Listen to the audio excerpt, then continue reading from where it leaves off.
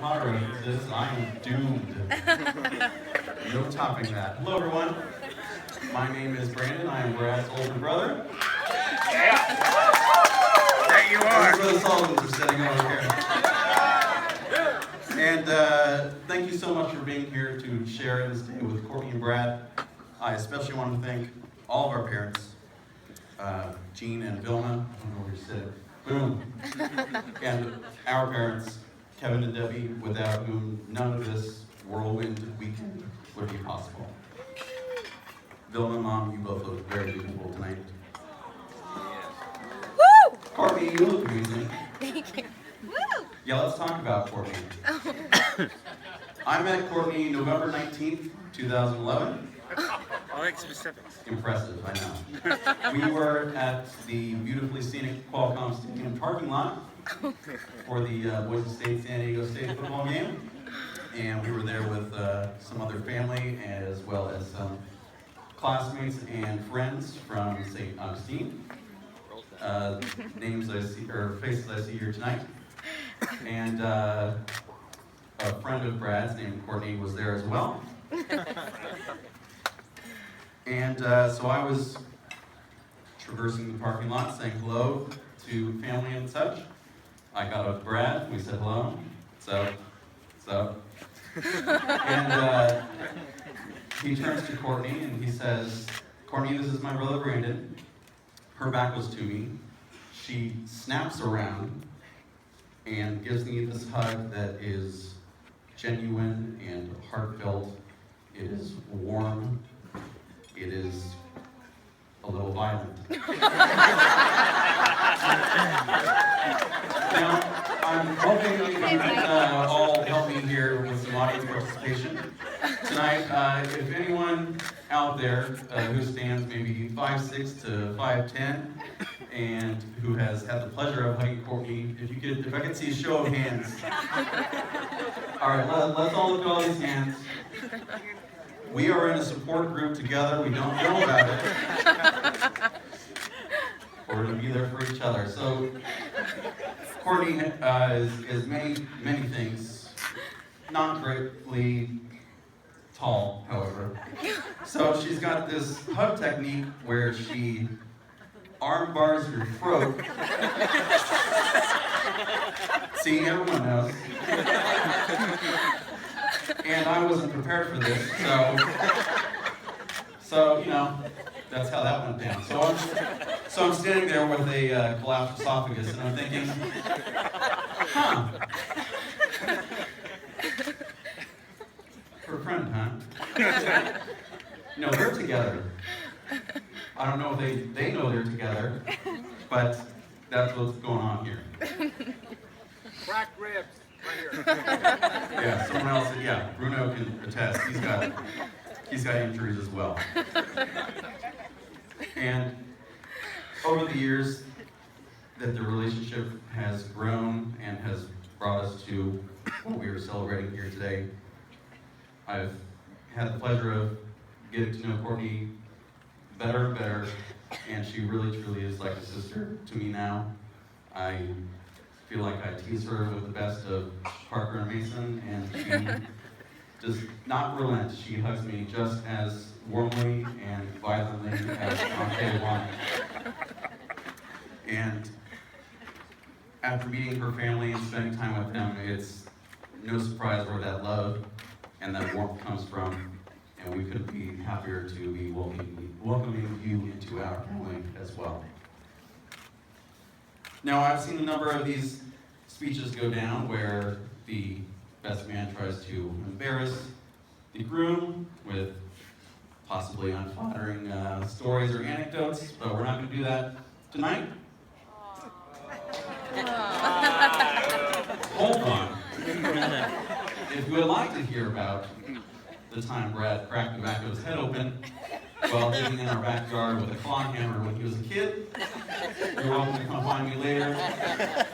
Or come find our mom. She'll tell you what he was wearing, what I was wearing, what she was wearing. Chances are good she'll tell you what you were wearing.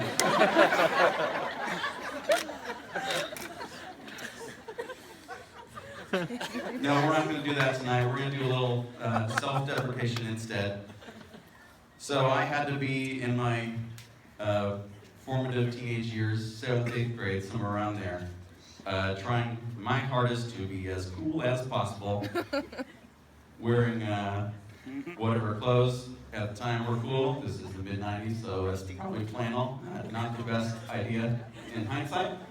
Trying to listen to whatever music I deemed cool at the time, and Brad was right alongside me doing that as well. And he comes home one day, and he's got a new haircut, and guess who it looks like? It looks like me, yeah. And that was it. That was the final straw. I turn to my mom, and I say, Brad is sucking the originality right out of me. I was clearly treading in the deep end of a pool of ego and narcissism. Not much has changed today, but I heard you, Maggie. That was loud.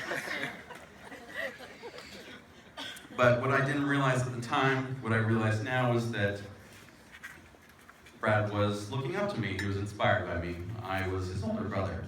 And as the years have gone on, I am continually inspired by Brad.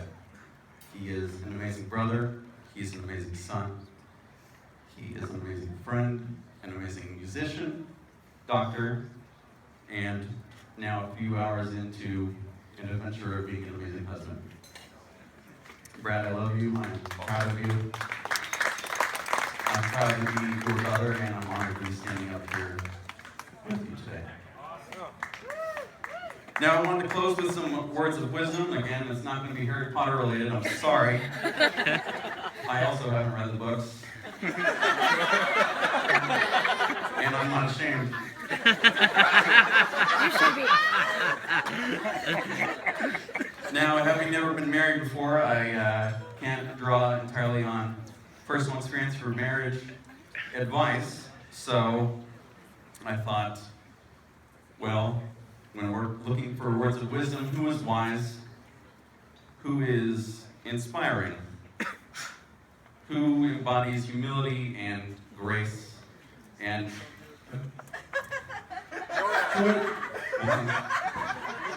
who is universal to us all here tonight? Yoda. Kanye West once said, my presence is a present. Now, this is a family affair, this is a family occasion. I'm not going to repeat the line that comes after that. And if you're able to strip away the ego and bravado that surrounds the context of the first line, I think the sentiment is valid. My presence is a present. I can't do it. I can't strip it away. I'm trying to get real here.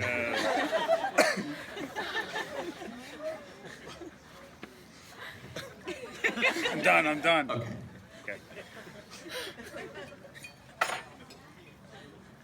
It appears in my view, and in Mr. West's view as well, that your presence is something you can give to each other. Your being, you can give it to each other.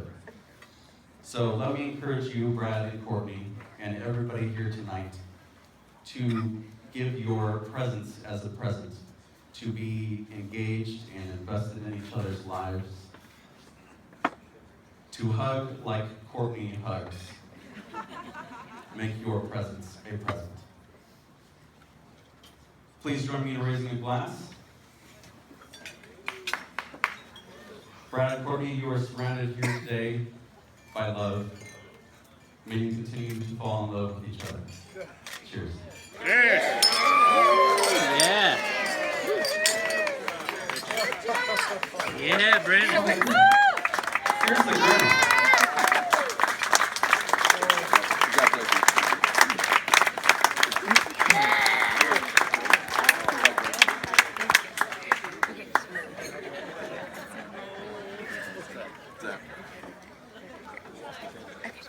killed it, yeah. My presence is a present. You're welcome.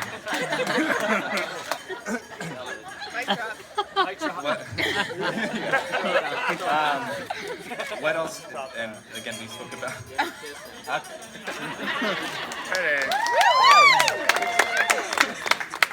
We'll keep it brief. Thank you, thank you, thank you. We love every single one of you. We're thrilled that this is happening. I remember telling somebody Friday, driving to the chapel, it seriously like punched me in the face. I was like, oh my God, like this weekend is really happening now. And I keep stepping away because I said I was gonna do this, and every time I do it, it's better and better. So thank you so much for being here, all of you that have traveled and made a great effort for Courtney and I to share in this moment. So thank you.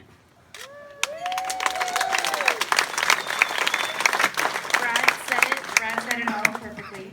So I just want to reiterate, thank you to all of you here. We had a very special moment, Brad and I, besides this whole thing is a special moment, where our photographers pulled us on the other side of that fence for a few minutes. And it was so great to hear everyone laughing and talking and clinking their glasses and having a good time, because nothing makes us happier than having all of you here. You guys came from near and far and in between, and we can't thank you enough for being here and giving us the present of your presence. And it's surreal. It's surreal. Everyone says enjoy the moment because it goes by too fast, and I already don't want this night to end. I do want to give a very, very special thank you to everybody here, all of our amazing vendors. They're incredible, but most important and special thank you goes to our parents. You know, Debbie and Kevin for the rehearsal dinner last night, and a lifetime of love for this gentleman next to me, my husband, and my parents. Where's Dad? He's over there. Oh, and Dad. I mean, over a year of planning and collecting milk glass and finding these chandeliers and putting on one little crystal after the other, and I mean, it's just, everything is, I'm verklempt. So thank you, and let's have a great time. We're gonna go cut our donuts, and so we invite you guys to just have a blast because nothing would make us happier. So very special thank you to everyone.